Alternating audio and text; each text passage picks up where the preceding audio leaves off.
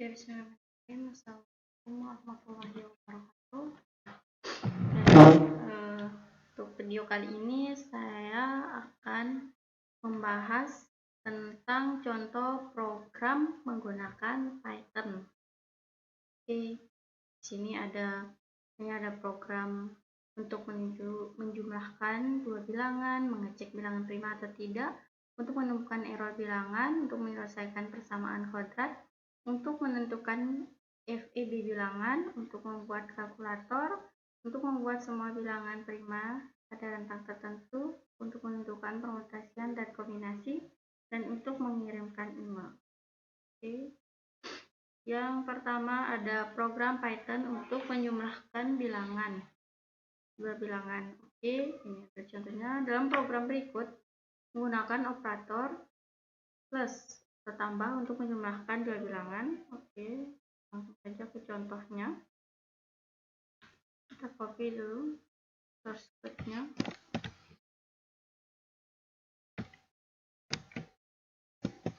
Nah, ini dia bilangan, masukkan bilangan 1, input bilangan 2, maka nanti rumusnya function jumlah float. Ini float ini adalah tipenya, tipe datanya, kemudian ini yang kedua juga float. Nah, ini dia akan menjumlahkan hasil dari bilangan-bilangan yang akan kita tambahkan. Jadi kita jalankan. Masukkan bilangan pertama 3, kemudian kita coba yang 4, kita jalankan.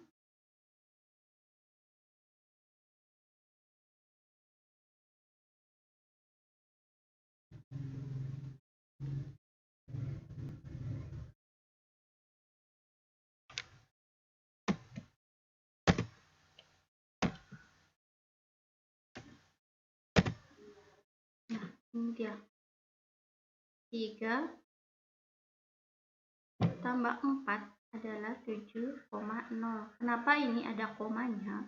Karena tipe data sini adalah float. Seperti yang kita ketahui, kalau float itu adalah tipe data untuk angka desimal.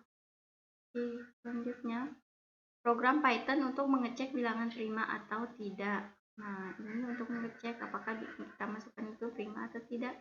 Coba. Nah, jadi bilangan prima itu adalah bilangan yang lebih besar dari 1 yang tidak memiliki faktor pembagi lain kecuali 1 dan dirinya sendiri. Nah, jadi di sini bilangan prima itu adalah bilangan yang faktor pembaginya itu cuma 1, hanya angka 1 dan dirinya sendiri. Oke, kita coba.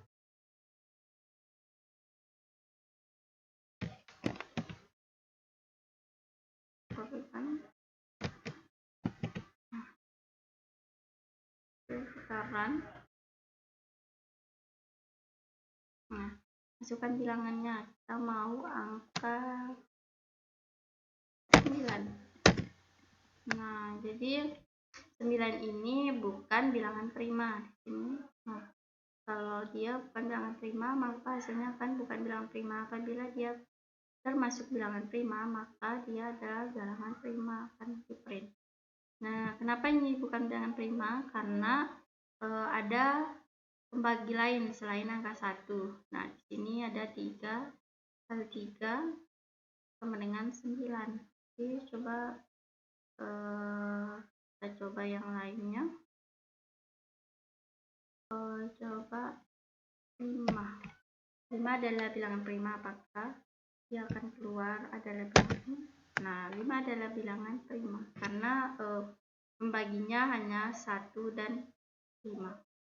Oke, selanjutnya ke program Python untuk menemukan faktor bilangan. Nah, berikut ini membuat contoh untuk membuat faktor suatu bilangan. Nah, ini dia. Pada faktor di atas bilangan yang akan dicari, faktornya diinput, diisi, dan variabel. Nah, ini adalah faktor untuk mencari faktor bilangan. Ini contohnya 270, jadi faktor dari 270 adalah ini. Oke, kita coba.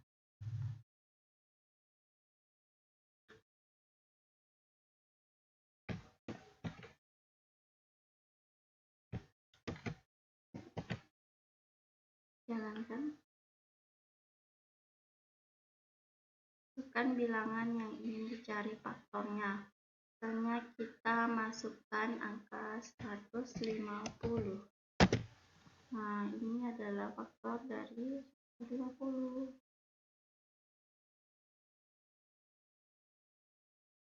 Nah, di sini ada print faktor, kemudian print faktor dari X adalah, nah, ini input masukkan nilai. Ini masukkan ini.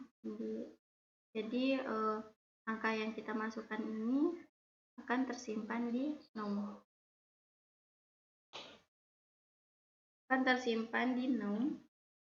Dan selanjutnya diproses di sini akan mencari berapa atau apa saja faktor dari hasil yang kita inputkan tadi. Oke, selanjutnya kita ke program Python untuk menyelesaikan persamaan kuadrat. Nah, ini bentuk standar dari persamaan kuadrat, itu AX pangkat 2 plus BX tambah C sama dengan 0.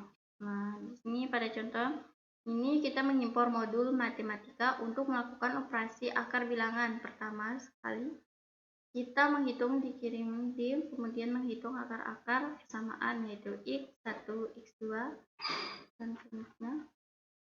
Oke, coba kita kopikan source code-nya.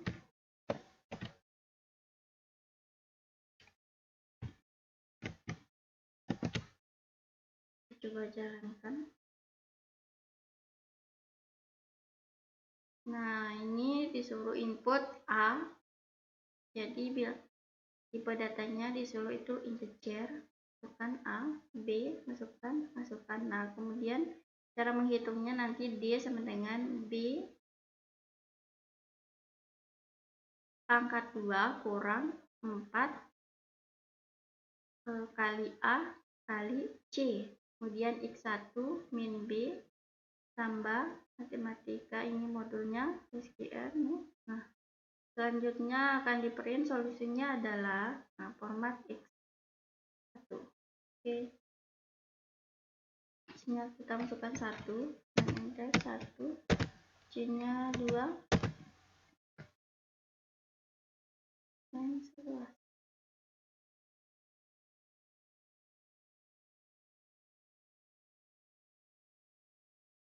Kita coba ulang. Hitung di screen.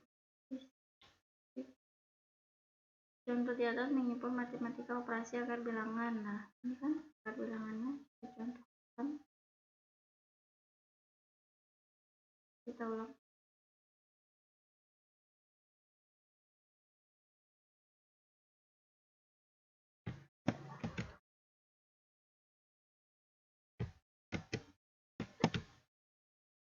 Cara ulang. Min 1, kemudian min 2. Nah, jadi hasilnya begini. Solusinya adalah 1,0 dan min 2,0. Ini adalah hasilnya. Oke.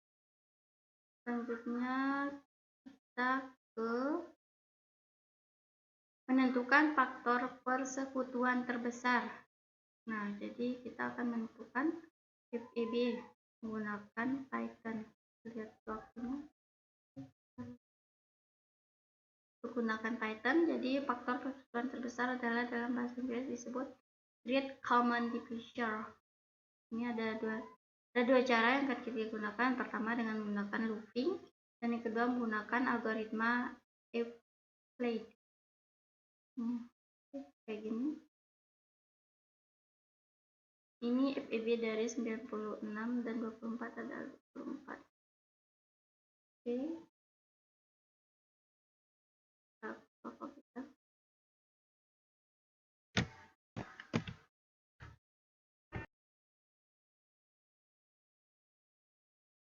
Oke, setelah kita kopikan source code tadi, nah ini cara hitung FEB-nya.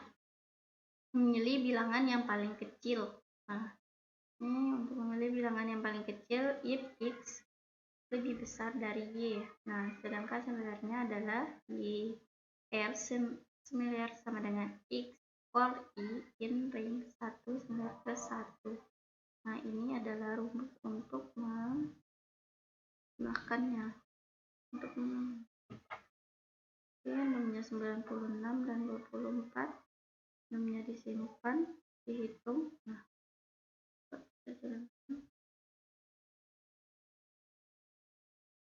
oke, teman-teman bisa ganti di sini menjadi 10 dan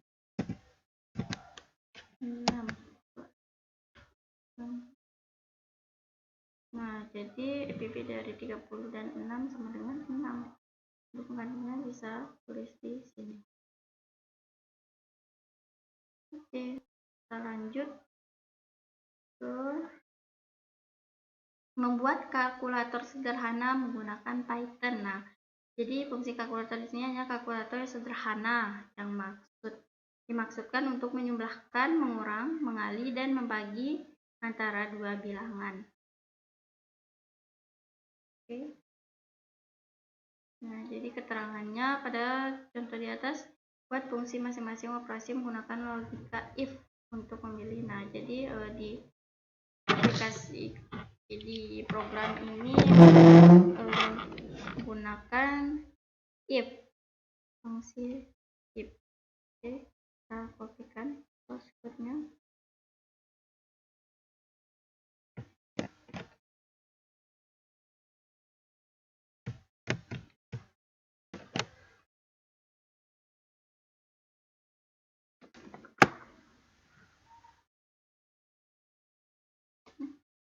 Maaf, tidak terkopi semua. Pada ulang. Oke, sampai dalam ya. Copy, pastekan. Input.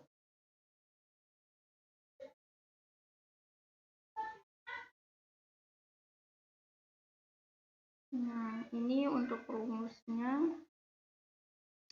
Retur yang pertama ada x tambah y, ini penjumlahan, dan yang kedua ada struknya ini pengurangan, kemudian perkalian dan pembagian. Ada pilihan 1, 2, 3, dan 4.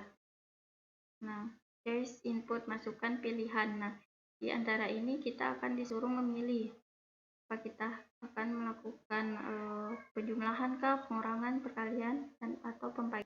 Dan di sini kita disuruh untuk menginputkan bilangan yang akan kita operasikan. Oke, kita coba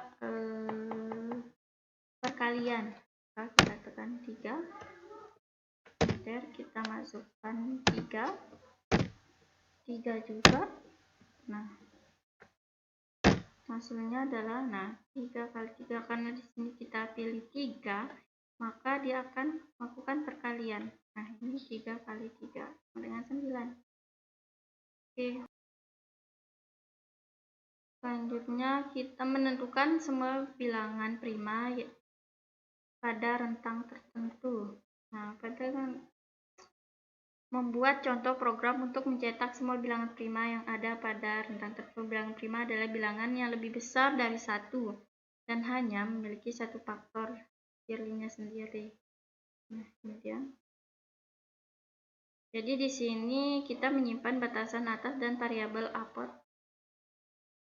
dalam variabel upper dan bawah lower, dan mendapat semua bilangan prima yang pada rentang tersebut.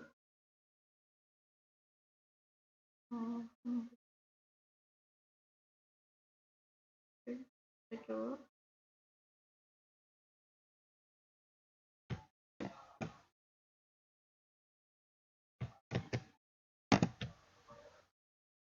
Kita jalankan.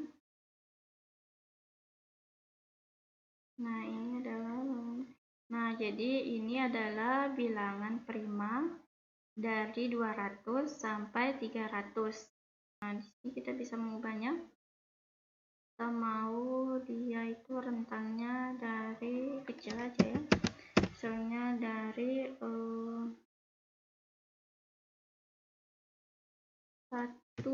ke 20.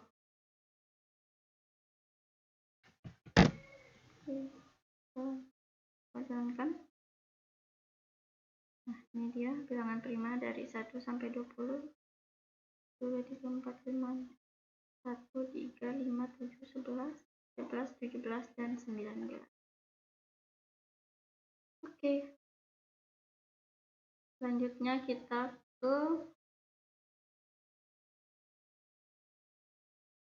permutasi dan kombinasi. Jadi Python bisa dengan mudah mencari permutasi dan kombinasi. Python menyediakan metode langsung untuk mendapatkan permutasi dan kombinasi di suatu sekuensi. Metode ini terdapat di dalam paket TerTools. Nah, permutasi pertama kali untuk dapat melakukan permutasi Python, kita harus mengimpor fungsi permutation dari paket TerTools, menerima argumen list, input, dan mengambil sebuah list berisi semua permutasi yang mungkin. Oke, ini contohnya. Ini permutasi, contoh permutasi, program permutasi. Coba menjalankannya. Nah, jadi ini adalah permutasi dari 1, 2, dan 3. Nah, 1, 2, 3, 1, 3, 5, 2, 1, 3. Nah, dipastikan ini tidak ada yang sama ya. Ini dia bisa langsung for ya. Ini kita pom TerTools import ke formattation. Nah, ini dia. Kita memanggil dulu modulnya. Kemudian kita tulis berapa apa yang akan dimutasikan. Oke. Selanjutnya ini sama masih permutasi. Ini contoh kombinasi. Menerima argumen list dan sebuah bilangan R dan mengembalikan daftar tuple dari semua kombinasi dengan panjang R yang oke. Kita coba.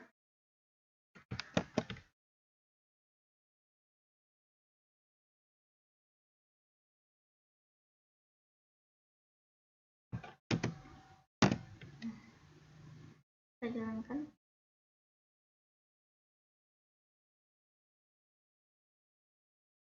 Nah, ini adalah kombinasi dari 1, 2, 3, dan 23. Nah, sama seperti tadi, ini dipanggil dulu, baru bisa dilakukan pengolahan. Ini modulnya, ini dari modulnya, TerTools, kemudian import ke combination. Oke.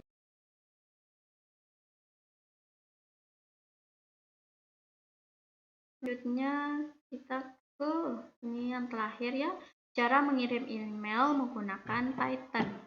Nah, ini adalah Python, mungkin modul bawahnya itu ini, dan modul email yang berguna untuk mengirim email. Kita akan menggunakan modul ini untuk mengirim pesan dari akun email kita ke alamat email seseorang. Nah, email tanpa lampiran. Email memiliki fitur keamanan baru bernama Flash Security Apps. Anda harus mengubah terlebih dahulu dari off ke on pada akun email Anda untuk mengizinkan aplikasi Python mengakses email Anda. Nah, berikut ini ada source code-nya untuk mengirim email menggunakan pemrograman Python. Nah, di sini silahkan mengganti 5, 6, 10, dan 11 disesuaikan dengan kebutuhan. Kemudian email dengan lampiran, ini ada email dengan lampiran, ini tanpa lampiran, ini dengan lampiran. Bisa kita ketahui seperti yang kita ketahui kalau email dengan lampiran itu bisa kita taruhkan file-file gitu. Nah, ini sama seperti tadi, aktifkan dulu Less Security Apps-nya. Kemudian di sini sesuaikan 78933 sesuai dengan kebutuhan file. Ini di baris ke-22 tuliskan alamat email alamat file yang akan dimasukkan. Setelah itu selesai, nah contoh di atas hanya dasar mengirim email di Python. Program tersebut tentu saja dapat dikembangkan misalnya dengan email password dan pesan minta user dan buka hard coding pada kode program. Nah, juga dibuat dengan GUI menggunakan aplikasi pembuat GUI Python seperti Trigger dan lain-lain. Nah, ini bisa kita lakukan. Kita bawa ke Python seperti ini. Oke. Nah, alamat email pengirim. Nah, bisa diganti di sini misalnya alamat saya anamardiana@gmail.com. Kemudian alamat email penerima. Nah, alamat email penerima ini mana email yang akan kita kirimkan. Kemudian di sini tulis judul pesannya, kemudian tulis isi pesannya, dan ini masukkan password email kita supaya dia nyambung nanti. Nah, ini tentu saja tidak akan error, dia akan error kalau kita jalankan. Kalau kita ini akan kosong, tapi kalau saya ganti, nah ini error kan? Nah, karena ini belum saya isikan alamat emailnya, email saya dan pengirim serta isinya. Tapi kalau saya isikan itu dia juga akan error karena saya belum meng-on-kan di Gmail saya. Jadi saya belum meng-on-kan di Lesscode aplikasi. Nah, sama seperti ini, cuma bedanya di yang lampiran ini diubahnya di ini letak filenya. Dia ada tempat letak filenya karena ini adalah lampiran. Ada lampirannya. Oke. Mungkin itu saja yang dapat saya sampaikan. Terima kasih. Wassalamualaikum warahmatullahi wabarakatuh.